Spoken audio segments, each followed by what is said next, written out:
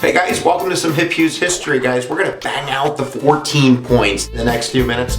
So if you're in a United States history course or a global studies course, or you're just cray-cray on the internet, we got some good learnings on the YouTubes for you coming up right now. And I get to sing. You know you've been waiting for me to sing. So giddy up, here we go on the 14 points. The 14 points, my friends, points of peace. Woodrow Wilson wants war to cease, so he came up with a vocabulary word. It's on the test, so I've heard. Oh, that was terrible. That's the Kumbaya song, guys, and I'm kind of pairing that with the 14 points because that's the concept. The concept is that these are Woodrow Wilson's post-war goals of peace for World War I.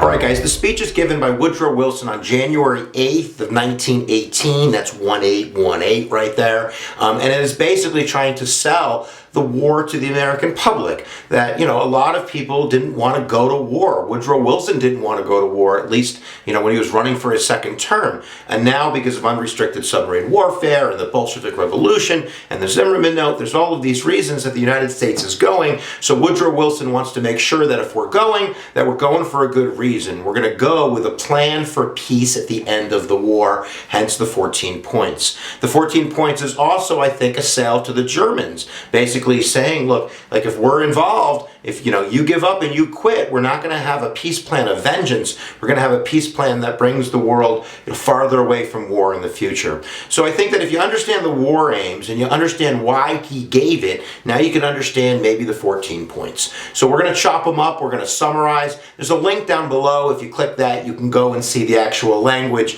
but we only got a few minutes, so here we go. Giddy up. I'll put some things on the wall there for you. Alright, number one is basically no more secret stuff. Alright, we're going to have treaties and negotiations. They're going to be out in the public. Number two, stop sinking the boats in the water, man. Open seas, peace in the water.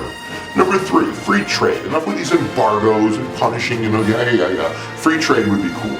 Number four, less weapons, man. Let's demilitarize a little bit. Let's not be walking around all armed to the teeth. Number five, there's going to be colonial adjustments. Let's make sure that they're fair and that everybody's voice is heard. And then there's a whole bunch of stuff about countries. And this is kind of the micromanaging part of the 14 point. Number 6 has to deal with the Russians. 7 is Belgium. 8 is France. Number 9 is Italy. Number 10, Austria-Hungary. 11 is the Balkans. 12 is the Turks. 13 is Poland. And number 14 is the League of Nations. That's a big one. So that's the 14 points. That's the Kumbaya. That's what you need to basically understand. And now we're going to take a look at the effects of the 14 points. Other than winning a Nobel Peace Prize, Woodrow Wilson doesn't really get much out of the 14 points. And it could have been because of his illness, his sickness. He's going to have strokes. And when he goes to the Paris Peace Conference to kind of negotiate with the 14 points with the Allies, he's not feeling really well. And I think that the Allied powers really wrote the Treaty of Versailles.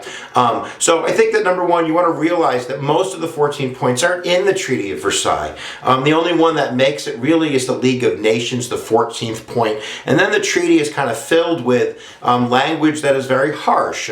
There's a guilt clause, Article 231, that was interpreted really to put all the blame on Germany. The reparations, even though Germany didn't have to pay fully back what the numbers said, were overwhelming, at least on paper. And I think that the Treaty of Versailles historically is seen as a failure because of these reasons. There's a large gap between the promise of the 14 points, which the Germans knew about, and now this resulting Treaty of Versailles, where the Germans weren't even allowed to be in the room.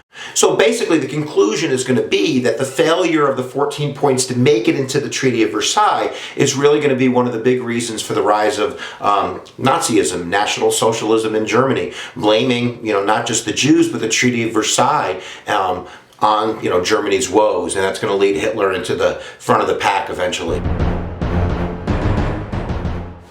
Woodrow Wilson thought he had problems over there on that side of the ocean. When he comes back to the United States, he's got a whole hell of a lot more problems. And that's because of checks and balances in the Constitution. If the president signs a treaty, the Constitution commands that it then goes to the Senate, where it receives a supermajority. That's like not 51%. That's in that instance 67%, 2/3 of the Senate. So that's a humongous number. And I think that this is Woodrow Wilson's downfall. I think his downfall is that he had a stroke when he was trying to sell this thing. I think his downfall is that he was incapacitated and he really shouldn't have been president. We didn't have the 25th Amendment. But his downfall is his lack of negotiations. He's not going to compromise. Henry Cabot Lodge, the famous Republican in the Senate, he was willing to negotiate. The big sticking point was the League of Nations, Article 10, contained a war declaration clause, which would have trumped Congress's ability to declare war. Basically, we would have been chaining ourselves to the League of Nations. So if the League of Nations, the dog of war, wanted to go to war, the United States would have to go with it, and in a sense, we'd be giving up our national sovereignty. PU, that stinks. And Woodrow Wilson wouldn't negotiate. So it's a failure of presidential leadership. It's a failure of foreign policy because our retreat into isolationism is going to give basically the Germans enough room with appeasement over in Europe to grow into a force that's going to drag us back into World War II. But I've talked too much. Kumbaya, baby. That's the 14 points. Woodrow Wilson, 1918. Now you know a little bit about it. Now you at least could get the question right on Jeopardy. How about that? If you haven't checked out HipHughes history, guys, all you gotta do is click my face. I'll freeze, right? That's like magic. How about that? There you go, guys. Where attention goes, energy flows. We'll see you next time when we do the teaching on the YouTubes.